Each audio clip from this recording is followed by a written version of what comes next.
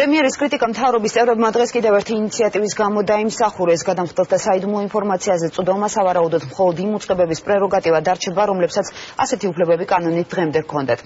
ცვლილებების პროექტი პარლამენტში გადაგზავნილია, თუმცა უკვე ნაკლებად მოსალოდნელია, რომ უმრავლესობამ მთავრობის ეს ინიციატივა გაიზიაროს. თითქოს საგადასახადო კოდექსში რა ცვლილებები შედის და რა ცვლილებები შედის რა ხდება? საგადასახადო კოდექსში შესატანი ცვლილებებით პრემიერ-მინისტრი მთავრობის ხდომაზე დაინტერესდა ირაკლი ღარიბაშვილმა ფინანსთა და დევნილთა და განსახლების მინისტრებს კანონპროექტის ინიციირებისას მეტი განმარტებებისკენ და კოორდინირებული მუშაობისკენ მოუწოდა. დევნილთა და განსახლების სამინისტროს აინტერესებს ინფორმაცია კონკრეტული იძულებით გადაადგილებული პირის შემოსავლების შესახებ, რომ ამის მიხედვით მათ გაატარონ ღონისძიებები, მაგალითად პირობითად პირველ რიგში მისცემ თუ არა საცხოვრებელი ფაქტობი. რატო არ აქვს ინფორმაცია არაძლევს რა? არა, ვარ, ამის შეცვალოთ თუ რა ხდება? სამთავრობო დაწესებულებების ნაწილს აქვს წვდომა ინფორმაციაზე, ნაწილს არა აქვს და არა, ვიცით სჭირდება ინფორმაცია მიეწოდეთ, მაგრამ კანონში უნდა ამას არა, მე ნახე გუშინ სიუჟეტები რაც გაუგებარი იყო. გერწინასა გაიარეთ ეს მაინც უწევს შეუთანხმდეთ და მე გააკეთეთ ინიციირება კანონპროექტების.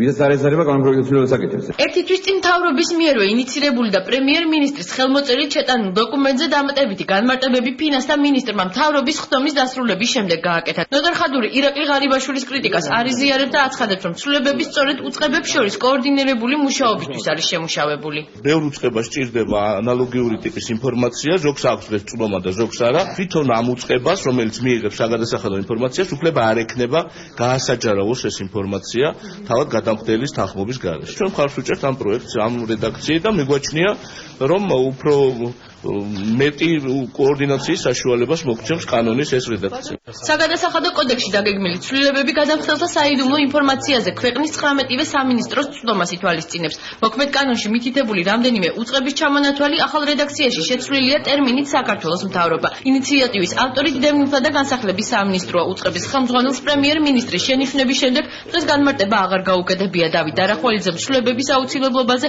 კურიერთან გუშინ ისაუბრა. დევნილის შემწეობას 45 ლარს აღარ მიიღებენ ის პირები, რომელთა შემოსავალი არის 1250 ლარი და მეტი.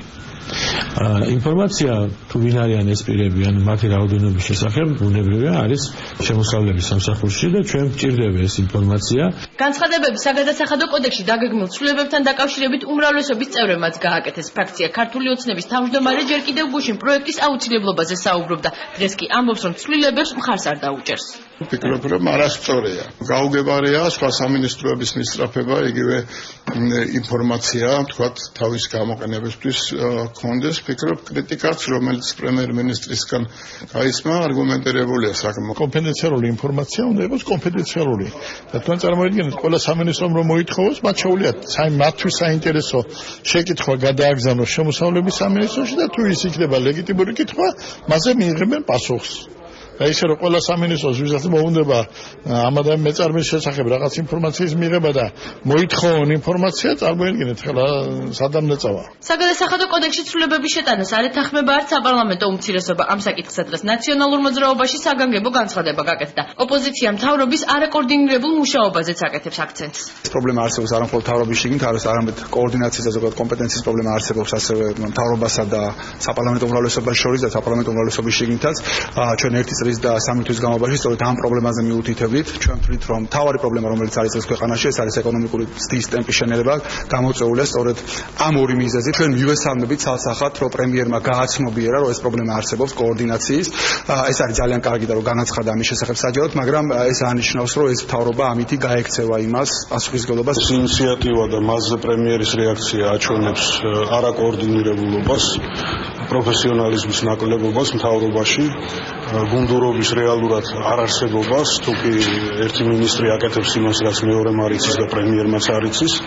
და მეორე უშუალოდ შინაარსი, რაც გულისხმობს ამ ინიციატივის, ეს არის არსებითად დარტყმა ბიზნესისათვის. საგადასახადო კოდექსის ახალი რედაქცია საიდუმლო ინფორმაციაზე წვდომის უფლებას სახალხო დამცველსაც აძლევს. ომბუდსმენი ცვლილებებს არ ეთანხმება და განმარტავს, რომ საკითხზე მასთან კონსულტაცია ინიციატორებს არ ქონიათ. რანაირი კონსულტაცია სახალხო დამცველის ოფისთან არ ყოფილა. ნებისმიერი შემთხვევა, პერსონალური ხელმძღვანელობრივი მონაცემებთან დაკავშირებით უნდა იყოს დასაბუთებული და ის პირების სტრუქტურების, რომელსაც ხელი მიუწვდება ამ ინფორმაციაზე, უნდა იყოს მაქსიმალურად შეზღუდული. საგადასახადო კოდექსში შეთანხმებული ცვლილებების პაკეტი პარლამენტში უკვე გადაგზავნილია საკანონმდებლო ორგანო საკითხის განხილვას საგაზაფხულო სესიაზე აპირებს, თუმცა არ არის გამორიცხული არსებული რედაქცია მთავრობამ გაიწვიოს.